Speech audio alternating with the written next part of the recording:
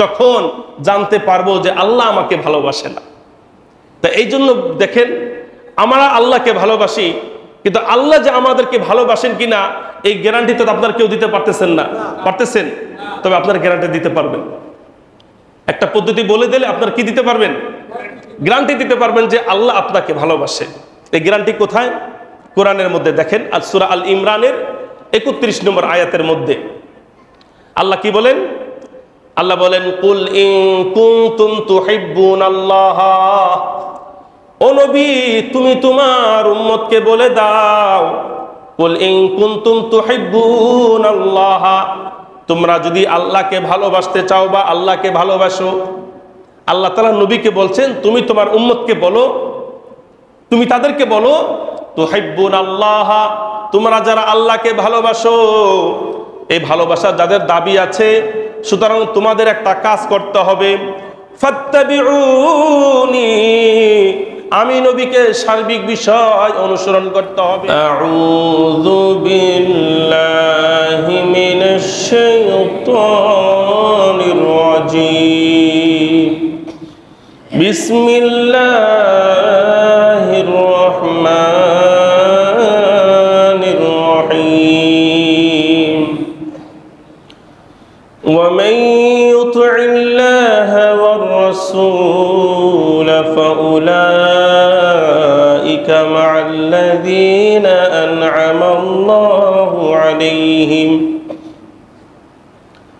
أنعم الله عليهم من النبيين والصديقين والشهداء والصالحين صدق الله مولانا العظيم.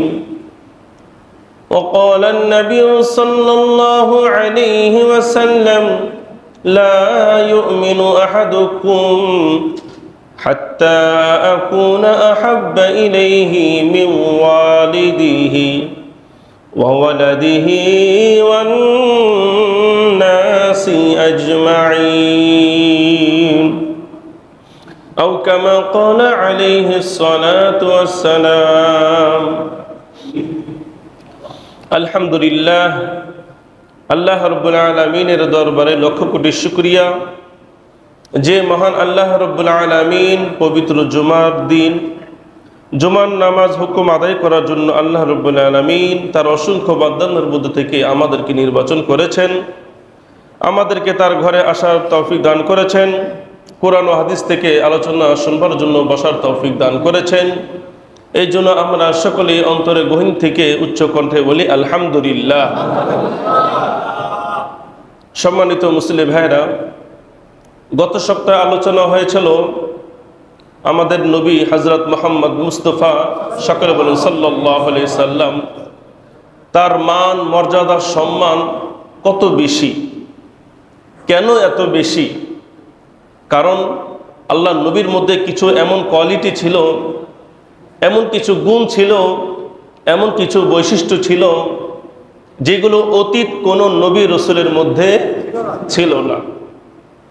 আর আমি আপনাদেরকে গত সপ্তাহে যে আলোচনাগুলি করেছি নবীজির সম্মান সম্পর্কে, এটা ছিল নবীজির সম্মান সম্পর্কে মাত্র 3%।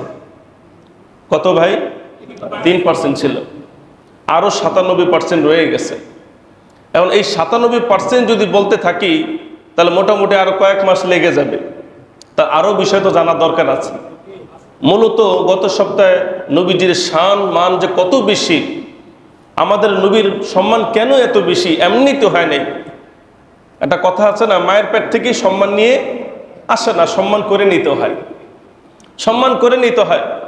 তা আল্লাহর নবী আল্লাহর রাব্বুল আলামিন তাকে এমন কিছু বৈশিষ্ট্য দান করেছিলেন যেগুলো কোনো নবীর মাঝে রসুলের মাঝে ছিল না। আর এই বৈশিষ্ট্যগুলি মূলত নবীজিকে সমস্ত নবীদের থেকে, সমস্ত রসুলদের থেকে আল্লাহ নবীকে আলাদা করা হয়েছে। তো যাই হোক, এরকম আলোচনা ইনশাল্লাহ চলবে। তবে জানতে পারলাম আমাদের নবীর সম্মান মান মর্যাদা অনেক বেশি।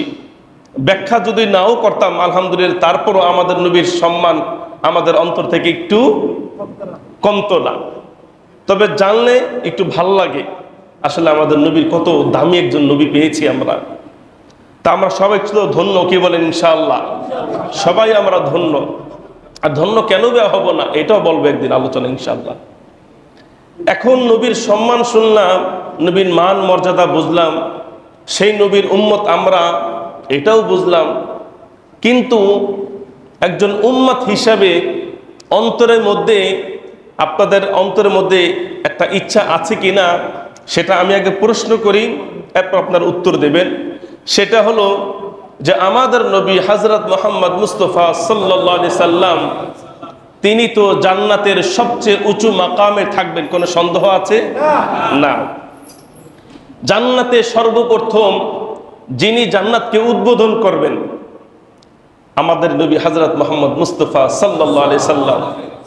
আল্লাহর রাব্বুল আলামিন তার শান শওকত শুধু দুনিয়াতে নয়, জান্নাতের মধ্যেও নবীজির শান শওকত একেবারে সর্বোচ্চ স্থান আল্লাহ তাআলা তাকে দান করেছেন।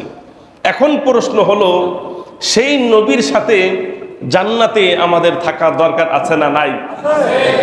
যদি বলি কে কে নবীজির সাথে জান্নাতে থাকতে রাজি না, এমন পাগল কি খুঁজে পাওয়া যাবে? না। পাগলকেও যদি জিজ্ঞাসা করি তুমি কি নবীর সাথে জান্নাতে থাকবা, সেও দুটা হাত উঠায় বলবে হ্যাঁ থাকবো, না মানি? অবশ্যই থাকবো।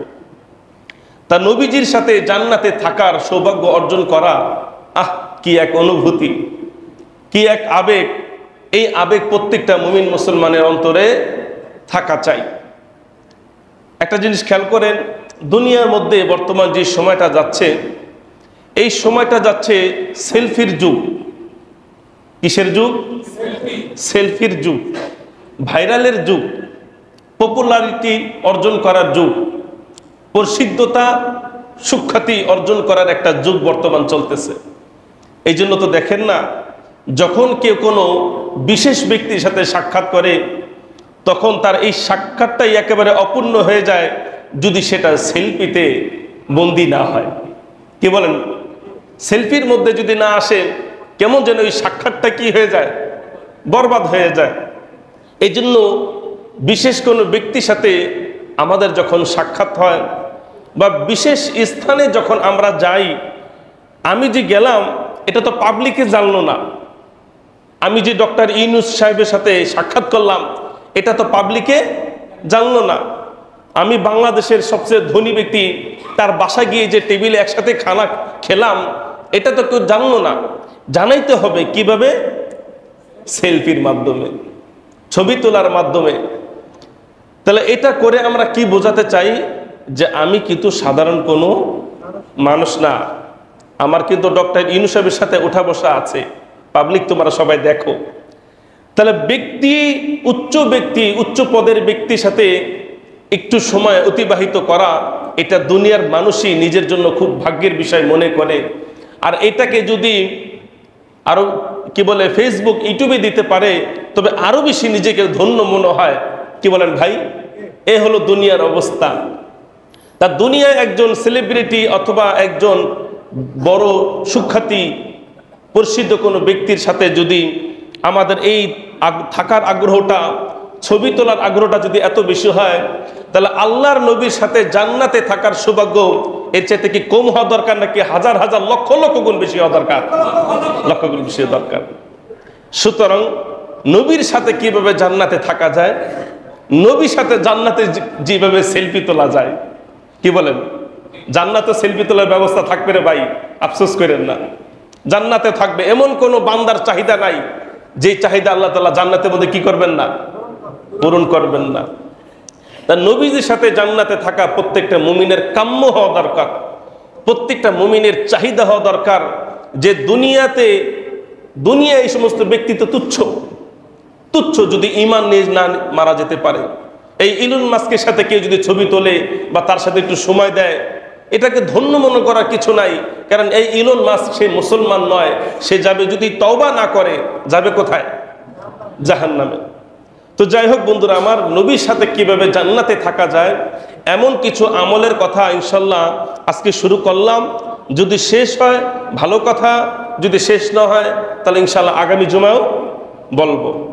কারণ এই সমস্ত বিষয়ে খুবই কমই আলোচনা হয়। নবীর সাথে জান্নাতে থাকার সুযোগ কি, নবীজির শাফাত পাওয়ার আমল কি। এই আমলগুলি নবীজির জীবনী তো শুনতেছি, আমরা শুনবো, কিন্তু কিছু কিছু সূক্ষ্ম সূক্ষ্ম আমল যেগুলো করার মাধ্যমে আমরা নবীজির শাফাত তো পাবই, তবে নবীজির সাথে থাকার একটা সৌভাগ্য সেটাও আমাদের অর্জন হবে। তাহলে নবীর সাথে কোন আমল করলেন জান্নাতে নবীর সাথে থাকতে পারবেন, অথবা নবীজির প্রতিবেশী হয়ে থাকতে পারবেন, অথবা কাল কিয়ামতের ময়দানে যখন কঠিন একটা অবস্থা হবে তখন সেই মুহূর্তে নবীজির একটু সহযোগিতা কিভাবে পাওয়া যায়, নবীজির সঙ্গ কিভাবে পাওয়া যায়, এই চেষ্টায় প্রত্যেকটা মুমিন মুসলমানের থাকা উচিত। তাহলে 1 নাম্বার ভালো করে শুনে রাখেন, নবীর সাথে জান্নাতে থাকার যে আমল আমাদের করা দরকার, সেই আমলগুলির মধ্য থেকে 1 নাম্বার আমল হলো আল্লাহর নবীকে, তার সাথে যেহেতু জান্নাতে থাকবো এই জন্য তাকে আমাদের প্রাণ, আমাদের সমস্ত কিছু চাইতে তাকে বেশি ভালোবাসতে হবে। যদি প্রশ্ন করি নবীকে ভালোবাসেন, এ কথা সবাই বলবে হ্যাঁ অবশ্যই ভালোবাসি, অবশ্যই ভালোবাসি। ভালোবাসা দেখেন অনেক প্রকার, অনেক প্রকার ভালোবাসা। মৌখিক ভালোবাসা এটা আমরা সবাই স্বীকার করি। বাস্তবিক ভালোবাসা অনেক মুমিন মুসলমান আছে যাদেরকে দেখলে মনে হয় না সে নবীকে ভালোবাসে। চাল চলন, কথাবার্তা, পোশাক পরিচ্ছদ, অবয়ব, গঠন, এগুলো দেখলে মনে হয় না নবীকে ভালোবাসে, কিন্তু এরপর মৌখিক ভালোবাসে। কিন্তু ভালোবাসাটা হওয়া দরকার একেবারে অন্তরের গহীন থেকে, একেবারে হৃদয়ের একেবারে গহীন থেকে নবীজির প্রতি ভালোবাসা থাকা দরকার। নবীজিকে ভালোবাসি শুধু মুখ দিয়ে বললাম যথেষ্ট হবে না। নবীর প্রতি ভালোবাসা আমার সমস্ত পরিবার পরিজনের চাইতে বেশি হতে হবে। নবীর প্রতি ভালোবাসা আমার সমস্ত ব্যবসা বাণিজ্য, সমস্ত সম্পদ থেকে নবীজির প্রতি ভালোবাসা বেশি হতে হবে।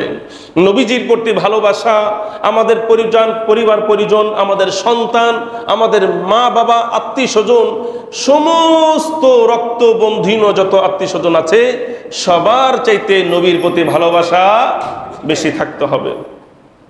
জান্নাতে থাকবো নবীর সাথে, আর ভালোবাসা হবে নবীর প্রতি কম, আর এই ভালোবাসা নিয়ে জান্নাতে নবীর সাথে থাকবো, এটা কল্পনা করা যায় না। নবীকে অনেক বেশি ভালোবাসতে হবে। নবীর ভালোবাসা অন্তরে এমনভাবে রাখবেন যে নবীর কথা মনে পড়লে যেন আপনার একটা চোখে পানি চলে আসার একটা ভাব যেন হয়। নবীর কথা শুনলেই, নবীর কষ্টের কথা শুনলে যেন আপনার বুক কেমন যেন ধর ধর করে করা উচিত। নবীর যখন কোনো পছন্দের খাবার, পছন্দের পোশাকের কথা যখন শুনবেন, মনে যেন চায় আমি ওই খাবারটা খাই, ওই পোশাকটা যেন পরি। নবীর পছন্দকে পছন্দ করা, নবীর অপছন্দ বিষয়গুলিকে অপছন্দ মনে করা, এগুলো নবীর ভালোবাসার অন্তর্ভুক্ত। এই জন্য বন্ধুরা আমার, নবীকে আপ্রাণ ভালোবাসতে হবে, হৃদয়ের গহীন থেকে ভালোবাসতে হবে। নবীর প্রতি ভালোবাসা আপনাকে আমাকে নবীর সাথে জান্নাতে থাকার সুযোগ করে দেবে। যাই হোক, আমরা সকলে মুক্ত হস্তে আল্লাহ তাআলা ঘরে দান করি, বেশি বেশি দান করি। অনেক কাজ চলতেছে আমাদের মসজিদে আলহামদুলিল্লাহ, আপনারা সকলে সহযোগিতা করবেন, দোয়া করবেন, পাশে থাকবেন।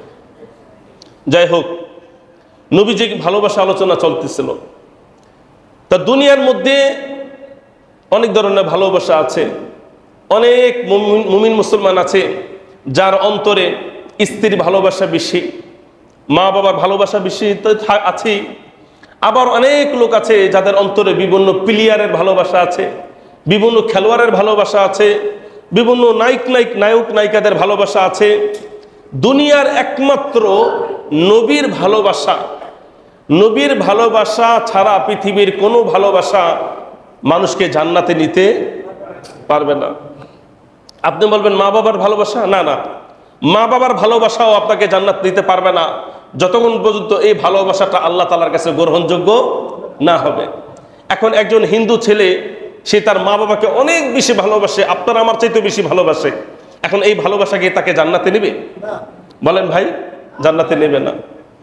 তাই নবীর প্রতি ভালোবাসা, এটা যদি ঈমানের সহিত হয়, তাহলে এই ভালোবাসায় একমাত্র নবীর প্রতি ভালোবাসাটাই, আপনার আমল যদি কম হয় আল্লাহ তাআলার কাছে চলবে, আপনার নামাজ রোজা যদি আল্লাহ তাআলার কাছে কম হয় এটা চলবে, কিন্তু রসুলের প্রতি ভালোবাসার কমতি এটা আল্লাহ তাআলার কাছে চলবে না।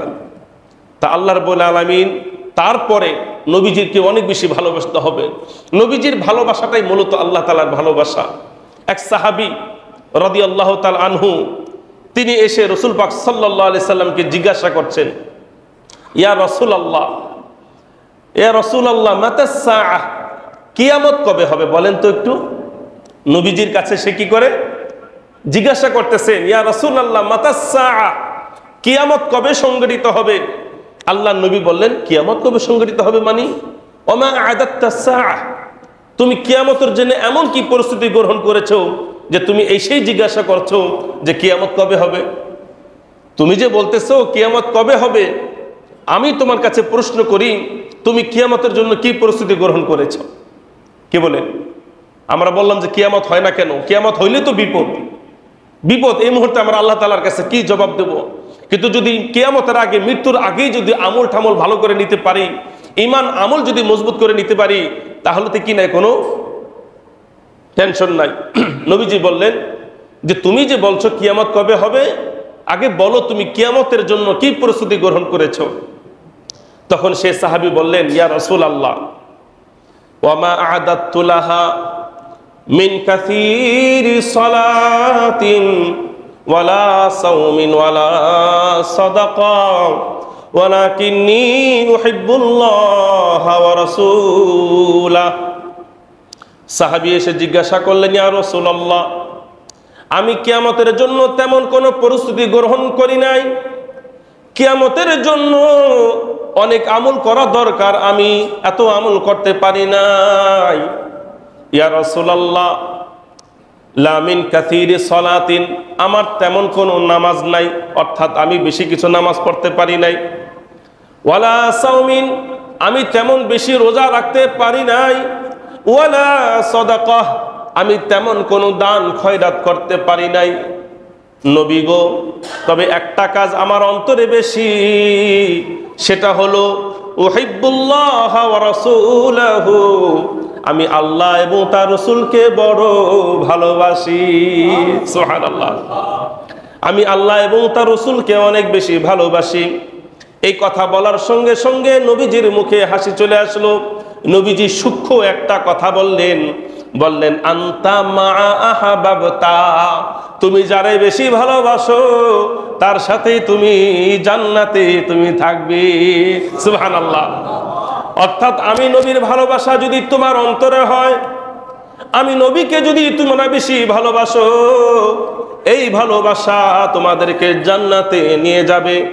আর যদি কোনো মানুষের ভালোবাসা কোনো নায়কের প্রতি হয়, কোনো নায়িকার প্রতি হয়, কোন মডেলের প্রতি হয়, কোন রাজনৈতিক নেতার প্রতি হয় যার ঈমান নাই, যদি কোনো সেলিব্রিটির প্রতি হয়, তাহলে এই ভালোবাসা তাকে জাহান্নামেও নিতে পারে, যদি ওই ভালোবাসা ব্যক্তির অন্তরে যদি ঈমান না থাকে। সুবহানাল্লাহ।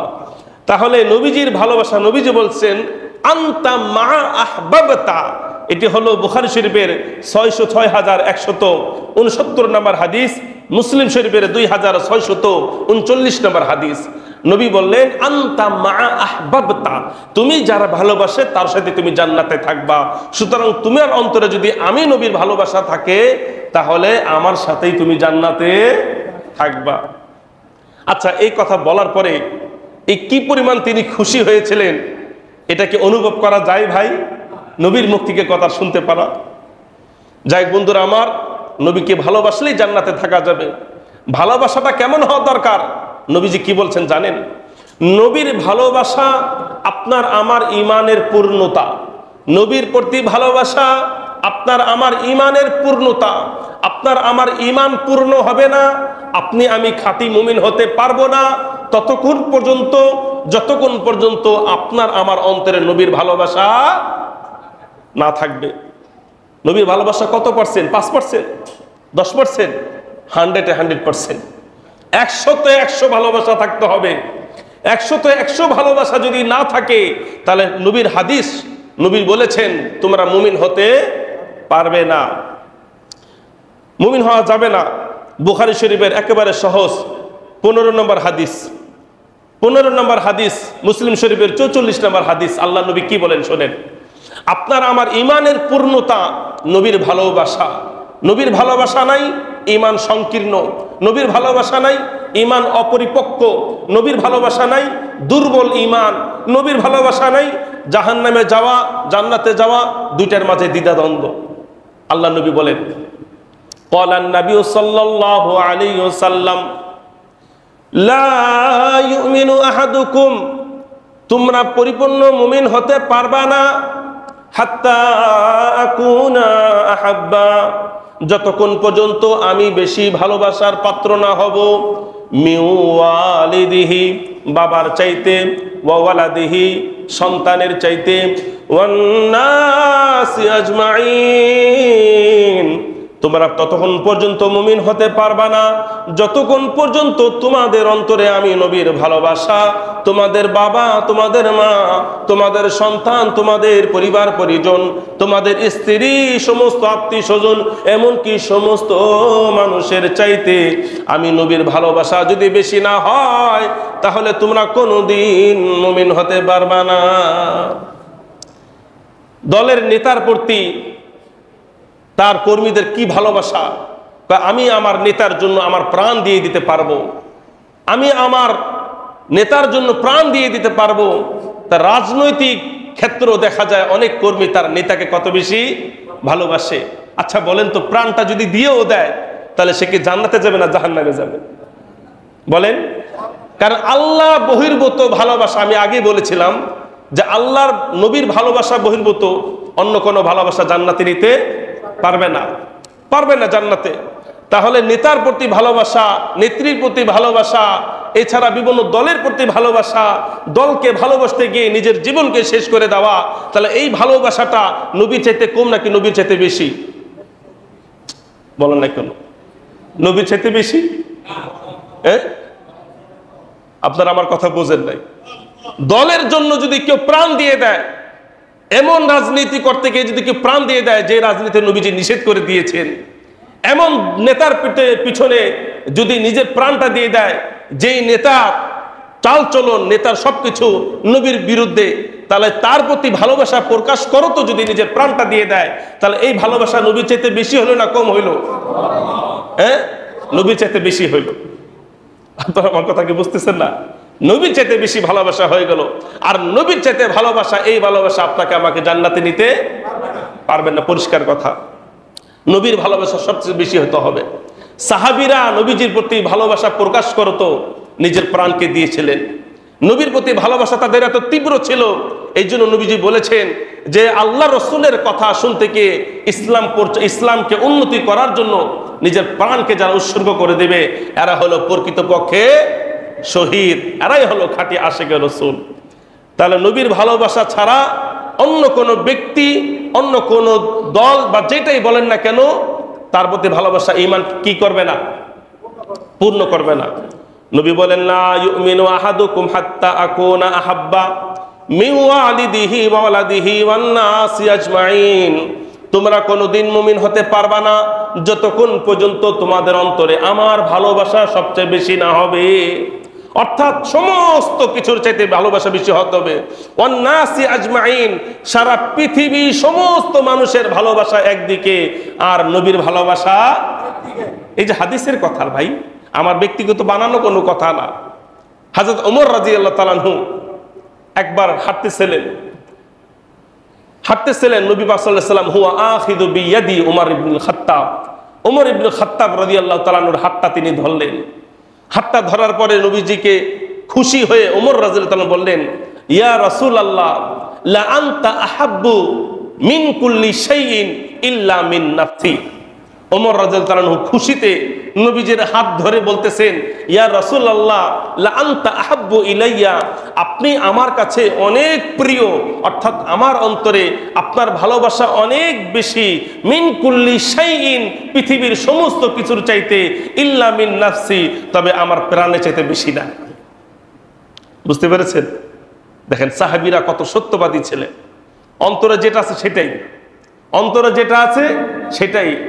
আর বর্তমান আমাদের ভালোবাসা সামনে আসলে হুজুর হুজুর হুজুর হুজুর হুজুর হুজুর হুজুর হুজুর, আর দূরে চলে গেলে ভালো না, এরা কেমনে খেদান যায় এই চেষ্টাই করতেছি, এরা কেমনে বের করা যায় এই চেষ্টা করতেছে, হুজুর ভালো না, হুজুর আলোচনা সুন্দর না, হুজুরের তেলাওয়াত ভালো না, হুজুরের চালচলন ভালো না, হুজুরের উঠা বসা ভালো না। আর সামনে যখন আসে, হুজুর ভালো আছেন, হুজুর হুজুর কেমন আছেন, হুজুর হুজুর আপনারা না দেখলে ভালো লাগে না হুজুর। তো এমন মুনাফিক আছে না নাই? আরো জোরে বলি, এমন মুনাফিক সমাজ আছে না নাই? হুজুরের সামনে এমন ভালোবাসা দেখাইবে, মানে হুজুর না দেখলে কেমন যেন তার ঘুমই হয় না, তার চলাফেরা সব কেমন যেন বৃথা, সারা দিনটাই কেমন যেন বৃথা। আর যখন অগোচরে যায়, যত বেশি হুজুরের সমালোচনা করা যায়, এমনকি হুজুরের পরিবার নিয়ে, হুজুরের সংসার নিয়ে, হুজুরের বিভিন্ন বিষয় নিয়ে আলোচনা করে, তাহলে এটা কি প্রকৃত ভালোবাসা না মুনাফিকের ভালোবাসা? তাই এই মুনাফিক আমাদের সমাজে আছে না নাই? বলেন না কেন, আছে না নাই? সাহাবীরা এরকম মুনাফিক ছিলেন না। সাহাবীরা কারেক্ট কথা বলে দিয়েছিলেন, আনতা আহাব্বু মিন কুল্লি শাইইন, ইয়া রাসূলুল্লাহ, আপনি আমার অন্তরে সবকিছু চাইতে ভালোবাসা বেশি, কিন্তু আমার চাইতে বেশি না। সত্য কথা বলেছিলেন, যেটা সত্য সেটাই তার বলেছেন। অর্থাৎ আমি আপনার ভালোবাসি ঠিক আছে, কিন্তু আমার প্রাণে চাইতে বেশি ভালোবাসি না, ভালোবাসি না। এই জন্য যদি কাউকে আপনার অপছন্দ হয়, যার অগোচরে আপনার সমালোচনা করতে মন চায়, দয়া করে তার সামনে গিয়ে ভালোবাসা দেখাবেন না। আপনার ভালোবাসা তিনি দেখার জন্য তিনি আগ্রহের সাথে বসে আছেন না। আমার কথা কি আপনার বুঝতে পারতেছেন? কারো প্রতি যদি আপনার অগোচরে যদি তার সমালোচনা করে থাকেন, তার সামনে এসে ভালোবাসা দেখানোর কোনো দরকার নাই, এই ভালোবাসা কোনো দরকার নাই। তার রাসূলুল্লাহ সাল্লাল্লাহু আলাইহি ওয়াসাল্লাম যখন বললেন ওমর ইবনে খাত্তাব রাদিয়াল্লাহু আনহু, নবীজি কিন্তু রাগ হইলেন না। নবীজি ছোট্ট একটা কথা বললেন। নবীজি বললেন, লা ওয়াল্লাযী নাফসি বিয়াদিহি হাত্তা আকুনা আহাব্বা ইলাইকা মিন নাফসিকা।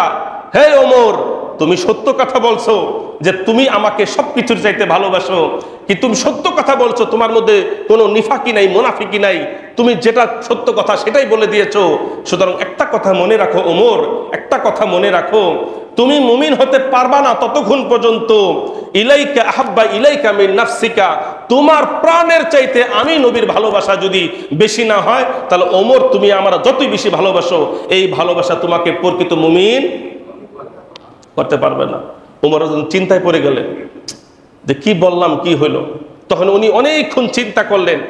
অনেকক্ষণ চিন্তা করার পরে তিনি আসলে বুঝতে পারলেন যে নবীজিকে শুধু সমস্ত বস্তুর চাইতে, ব্যক্তির চাইতে ভালোবাসলে হবে না, বরং ভালোবাসতে হবে কিস দিয়ে? অন্তর দিয়ে, প্রাণ দিয়ে, প্রাণের চাইতে বেশি। কেমন? উদাহরণস্বরূপ দেখেন, প্রাণের চাইতে ভালোবাসা কোনটা আমি আপনাদেরকে বোঝাই। অর্থাৎ নবীজি যদি বলে এই মুহূর্তে তুমি আগুনের মধ্যে লাফ দাও, তাহলে আগুনের মধ্যে, এটা হলো প্রাণের চাইতে ভালোবাসা বেশি। এখন একজনের বিয়ে হবে, বিয়ে শাদী হবে, নবীজি বলতেছেন না এই মুহূর্তে বিয়ে শাদী করা যাবে না, কথার কথা, উদাহরণ, নবীজি এমনটা করেন নাই, উদাহরণস্বরূপ বলতেছি। নবীজি যদি বলেন যে এই মুহূর্তে তুমি বিবাহ করতে পারবা না, আজকে যুদ্ধের মধ্যে যাইতে হবে, এই অবস্থায় যুদ্ধের মধ্যে যাইতে হবে, তখনই সাথে সাথে রাজি হয়ে যেতে হবে। এইটাই হলো প্রাণের চাইতে বেশি ভালোবাসা। হানজালার কথা শুনেছেন না? বাসর করার পরে গোসল করাও তিনি কি সুযোগ পান নাই। হানজালা রাদিয়াল্লাহু তাআলা আনহু বাসর করার পরে গোসল করার সুযোগ পান নাই, কারণ ডাক দিয়েছেন কে? এই ডাক দিয়েছেন কে? নবীজি। নবীজি ডাক দেওয়ার পর আর এখানে বসে থাকার সুযোগ নাই। এই ছিল ভালোবাসা। তো এই কথা বল অনেক চিন্তা করার পরে ওমর খাত্তাব রাদিয়াল্লাহু আনহু তিনি বলতেছেন, ইয়া রাসূলুল্লাহ, ইয়া রাসূলুল্লাহ, লা আনতা আহাব্বু ইলাইয়া মিন নাফসি। কিছুক্ষণ আগে বলেছিলাম আপনার ভালোবাসা সবকিছুর চাইতে বেশি আমার কাছে, কিন্তু আমার প্রাণে চাইতে না। কিন্তু আমি চিন্তা করে দেখলাম যে আমার অন্তরে চাইতো, আমার প্রাণে চাইতো আপনার ভালোবাসা আমার কাছে বেশি। সুবহানাল্লাহ। এই কথা যখন বললেন, নবীজি বলেন, আল আন ইয়া উমর, হ্যাঁ ওমর, এখন তুমি সত্য বলেছো, আর এখন তোমার ঈমান কি হয়েছে? পরিপূর্ণ হয়েছে। এই জন্য বন্ধুরা আমার, ভালোবাসা, নবীর প্রতি ভালোবাসাটা কত উচ্চাঙ্গের, কত উচ্চাঙ্গের ভালোবাসা, এটা দেখিয়েছিলেন সাহাবী রাদিয়াল্লাহু তাআলা আনহু। এই জন্য বন্ধুরা আমার, নবীজিকে কেন বা ভালোবাসবো না বলেন? নবীকে কেন ভালোবাসবো না? আমাদের প্রতি নবীজি ইহসান করে গেছেন, আমাদের প্রতি যে দয়া রহমতের বৃষ্টি তিনি যেভাবে বর্ষণ করে গেছেন, যেভাবে ভালোবাসা আমাদেরকে দিয়ে গেছেন। আরে ভাই, ইতিহাস পড়েন না, কিতাবাদি পড়েন না, কোরআনে তাফসীর দেখেন না, কোন নবী তার উম্মতকে এতটা বেশি ভালোবাসেননি যেই পরিমাণ ভালোবেসেছিলেন আমাদের নবী আমাদেরকে ভালোবেসেছিলেন সবচেয়ে বেশি। আমাদের প্রতি ইহসান, এটা আমাদের প্রতি নবীর অনেক ইহসান, অনেক করুণা, অনেক দয়া, যে দয়া আমাদেরকে নবীকে ভালোবাসতে বাধ্য করে। 2 নাম্বার, নবীকে কেন ভালোবাসবো না? কারণ নবীকে এমন একটা সত্তা ভালোবাসে, সেই সত্তা হলো কে? আল্লাহ।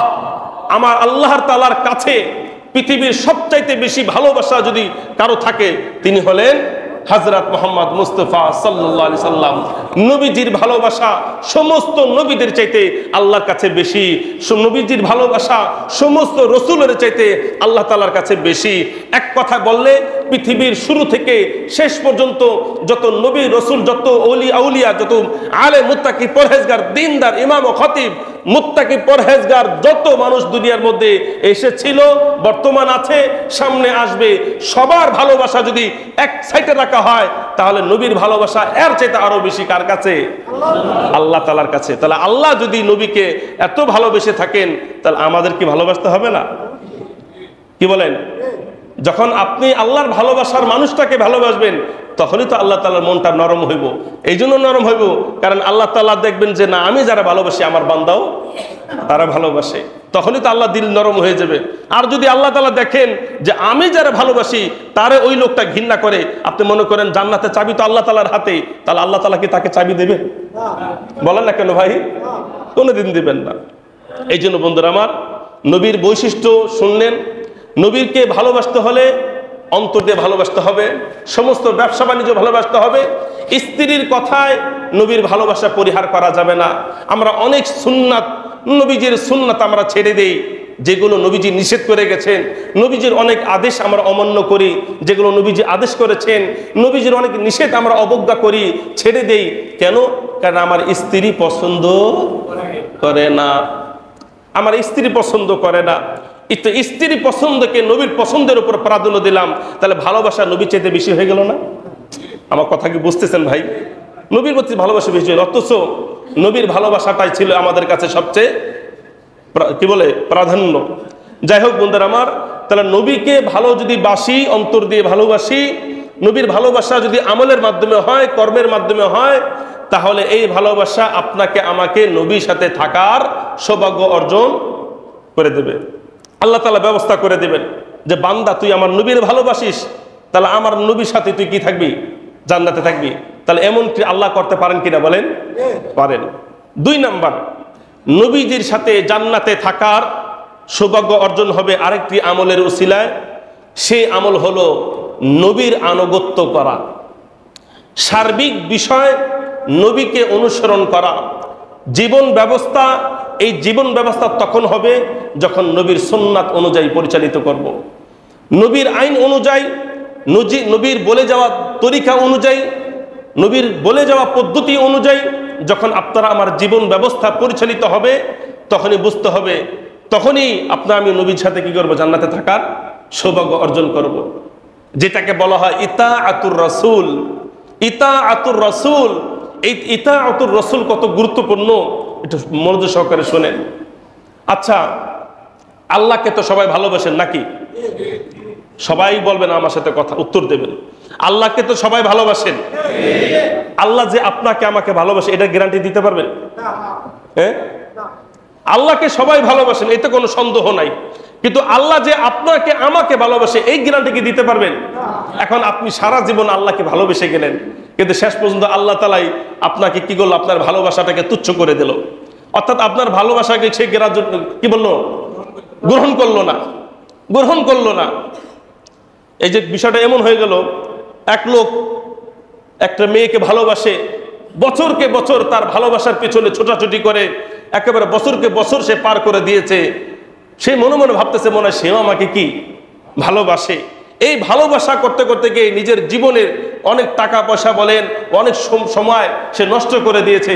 পরে জানতে বললো যে আসলে মেয়েটা আমাকে ভালোবাসে না, মেয়েটা অলরেডি 2 বাচ্চার মা, সে আমাকে ভালোবাসে না, সে আমাকে কোনোদিন কল্পনার মধ্যে আনিনি, কখনো আমাকে ভালোবাসতে ইচ্ছাও করেনি। তখন তার মনটা কি পরিমাণ ভাঙবে? এর চাইতে হাজার হাজার গুণ বেশি ভাঙবে যখন জানতে পারবো যে আল্লাহ আমাকে ভালোবাসে না। তা এই জন্য দেখেন, আমরা আল্লাহকে ভালোবাসি, কিন্তু আল্লাহ যে আমাদেরকে ভালোবাসেন কিনা এই গ্যারান্টি তো আপনার কেউ দিতে পারতেছেন না। পারতেছেন? তবে আপনার গ্যারান্টি দিতে পারবেন। একটা পদ্ধতি বলে দিলে আপনার কি দিতে পারবেন? গ্যারান্টি দিতে পারবেন যে আল্লাহ আপনাকে ভালোবাসে। এই গ্যারান্টি কোথায়? কোরআনের মধ্যে দেখেন, আর সূরা আল ইমরানের 31 নম্বর আয়াতের মধ্যে আল্লাহ কি বলেন? আল্লাহ বলেন, কুল ইন কুনতুম তুহিব্বুনাল্লাহ, ও নবী তুমি তোমার উম্মতকে বলে দাও, কুল ইন কুনতুম তুহিব্বুনাল্লাহ, তোমরা যদি আল্লাহকে ভালোবাসতে চাও বা আল্লাহকে ভালোবাসো।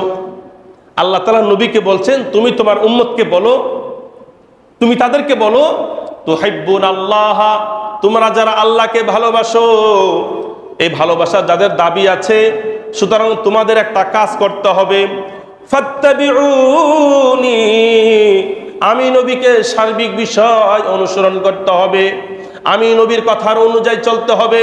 যেইভাবে ব্যবসা বাণিজ্য সংসার রাষ্ট্র পরিচালনা করার জন্য আমি নবী বলেছিলাম সেইভাবে তোমাদের করতে হবে। অর্থাৎ যে সমস্ত কাজ আছে ভালো কাজ, আমি নবীর কথার অনুসরণ করতে হবে। যে সমস্ত খারাপ কাজ আছে সেই সমস্ত খারাপ কাজ থেকে আমি নবীর কথা শুনে বিরত থাকতে হবে।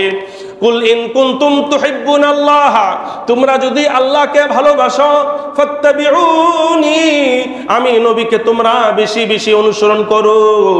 তোমরা যদি আমাকে বেশি অনুসরণ করো তাহলে কি হবে, ইউহিব্বুকুমুল্লাহ, তাহলে আল্লাহ তোমাদেরকে ভালোবাসা শুরু করে দেবে। সুবহানাল্লাহ।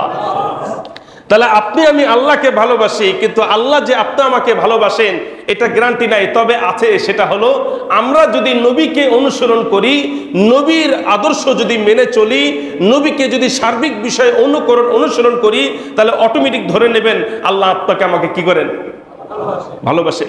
তাহলে আল্লাহ যে আপনাকে আমাকে ভালো যে বাসেন কি বাসেন না, এটা নির্ণয় করার মাপকাঠি আছে না নাই? নির্ণয় করার মাপকাঠির নামটা কি? নবীকে অনুসরণ করা, নবীকে সার্বিক বিষয় অনুসরণ করা। ব্যবসা বাণিজ্য করতেছেন, দেখেন এখানে নবীজি কি মূলনীতি রেখে গেছে, এখানে কি খারাপ কাজ আছে, কি অন্যায় কাজ আছে, কি বৈধ অবৈধ কাজ আছে, নবীজি কি বলেছেন। ব্যবসার ক্ষেত্রে ঘাটাঘাটি করেন, এটা হবে ব্যবসার ক্ষেত্রে নবীর অনুসরণ। বিবাহ শাদী করেছেন, বিবাহ শাদী করার ক্ষেত্রে সময় নবীজি কি রীতিনীতি করতে বলেছেন, কি দায়িত্ব পালন করার জন্য বলেছেন, দেখেন সেটার সাথে কোনো মিল আছে কিনা, সেটার সাথে কোনো মিল আছে কিনা। বিবাহ করার পর স্ত্রী নবীজির কি বলে, স্ত্রীর কি কি হক আদায় করার জন্য নবীজি বলেছেন, এখন দেখেন যে আপনি আমি সেই অধিকার আদায় করতেছি কিনা, মিলাই দেখেন। এটা হবে বৈবাহিক নবীজির অনুসরণ।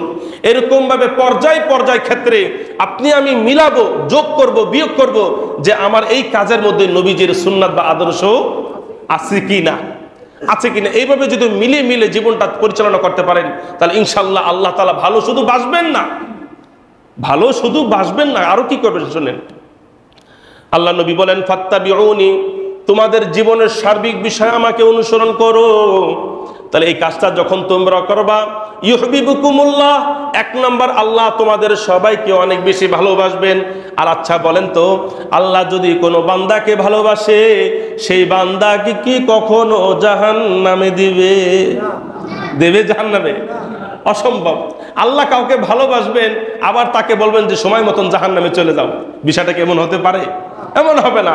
আল্লাহ যাকে ভালোবাসবেন সে জান্নাতেই যাবে, সে জান্নাতেই যাবে। শুধু তাই নয়, দেখেন ওয়াগফির লাকুম যুনুবাকুম, নবী যে বলছেন তোমরা যদি আমার অনুসরণ করো, এক নাম্বার আল্লাহ তোমাদেরকে অনেক বেশি ভালোবাসবেন, দুই নাম্বার ওয়াগফির লাকুম যুনুবাকুম, তোমাদের জীবনের যত গুনাহ আছে সব গুনাহ আল্লাহ ক্ষমা করে দিবেন।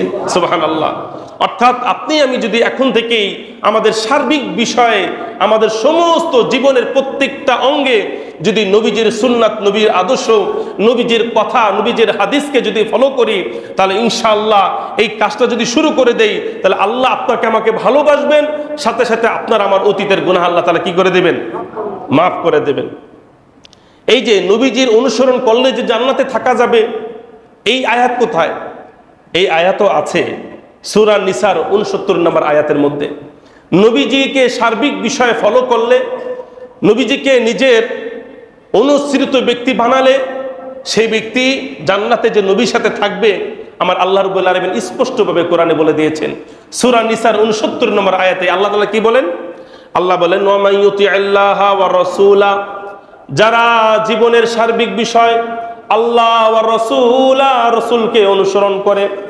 অর্থাৎ আমি যে এই কাজটা করতেছি, আল্লাহ তাআলা কি বলছেন, দেখি আল্লাহর কোনো নিষেধাজ্ঞা আছে কিনা। যদি আমার এই কাজে আল্লাহর নিষেধাজ্ঞা থাকে, তাহলে এই কাজটা পরিহার করা, এটাই হলো আল্লাহ তাআলাকে অনুসরণ করা। বুঝতে পেরেছেন ভাই? আল্লাহ তাআলাকে অনুসরণ করা। আরেকটা কাজ করতেছেন, বা একটা সময় কাজ করতেছেন, এই সময়টা নবীজি নিষেধ করেছেন, আর এই বিরত থাকার নামই হলো নবীজিকে কি করা? অনুসরণ করা। তাহলে আল্লাহ রাব্বুল আলামিন কোরআনে কি বলেন? ওয়া ইউতি আল্লাহ ওয়া রাসূলা, আল্লাহ এবং রসুলকে যারা জীবনভর অনুসরণ করে, জীবন ব্যবস্থা পরিচালনা করে আল্লাহ রসুলের আদর্শ অনুযায়ী, তাহলে তারা কোন জায়গায় থাকবে মরার পরে? তারা মরার পরে কোন জায়গায় থাকবে? আল্লাহ বলেন ফাউলাইকা মাআল্লাযীনা আনআমাল্লাহু, তারা জান্নাতে ওই সমস্ত মানুষের সাথে থাকবে। সরাসরি জান্নাত। আল্লাহ এবং রাসূলকে যারা অনুসরণ করবে সরাসরি কোথায়? জান্নাত। ফাউলাইকা, তারা থাকবে মাআল্লাযীনা, ওই সমস্ত ব্যক্তিদের সাথে আনআমাল্লাহু আলাইহিম, যাদেরকে আল্লাহ অনেক বেশি নিয়ামত দান করেছেন। এখন প্রশ্ন হবে, কাদেরকে আল্লাহ বেশি নিয়ামত দান করেছেন? সেই লোকদেরকে আমি খুঁজে পাবো কোথায়? আল্লাহ বলছেন না না, এই কথাও কোরআনে আছে। আল্লাহ বলেন মিনান নাবিয়িনা, তারা হলো নবীরা, ওয়াস সিদ্দিকিনা, তারা হলো সাহাবীরা, ওয়াস শুহাদাই, তারা হলো শহীদরা, ওয়াস সালিহিন, তারা হলো নেককার মুত্তাকি পরহেজগার বান্দারা। অর্থাৎ জান্নাতে যেরকম ভাবে নবীরা থাকবে, জান্নাতে যেরকম ভাবে সিদ্দিকিন সাহাবারা থাকবে, জান্নাতে যেরকম ভাবে শহীদরা থাকবে, জান্নাতে যেরকম ভাবে নেককার পুণ্যময় ব্যক্তি থাকবে। আর আল্লাহ তাআলা বলতেছেন এই চার শ্রেণীর মানুষ তো জান্নাতে থাকবে। সুতরাং তোমরা যদি এই চার শ্রেণীর মানুষের সাথে জান্নাতে যদি থাকতে চাও, তাহলে তোমাদের আল্লাহ এবং রাসূলের সার্বিক বিষয় অনুসরণ করতে হবে। সার্বিক বিষয় নবীজি আল্লাহ রাসূলের অনুসরণ করলে আল্লাহ বলতেছেন তার হাসর হবে, তার জান্নাতে থাকার ব্যবস্থা হবে মিনান নাবিয়িনা, নবীদের সাথে, ওয়াস সিদ্দিকিনা, সাহাবীদের সাথে, ওয়াস শুহাদা, শহীদদের সাথে, ওয়াস সালিহিন, নেককার মুত্তাকি পরহেজগার ব্যক্তিদের সাথে। আচ্ছা বলেন তো, এই চার শ্রেণীর মানুষের সাথে জান্নাতে থাকতে চাই কিনা?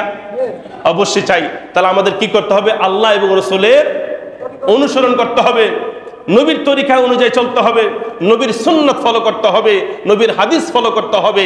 এজন্য বন্ধুরা আমার, এটা করলে আরো কি লাভ হবে? আপনাদেরকে দুই তিনটা আয়াত শোনাই।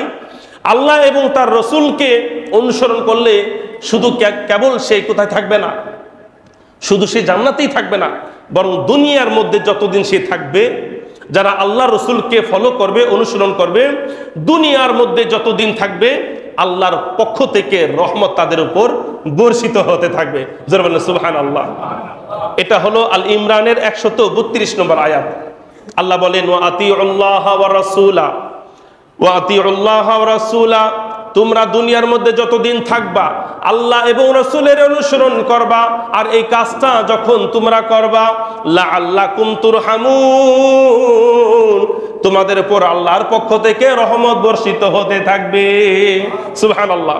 শুধু তাই নয়, রসুলের অনুসরণ করা, সরাসরি আল্লাহকে অনুসরণ করা, রসুলের অনুসরণ না করা, সরাসরি আল্লাহ তাআলাকে অনুসরণ না করা।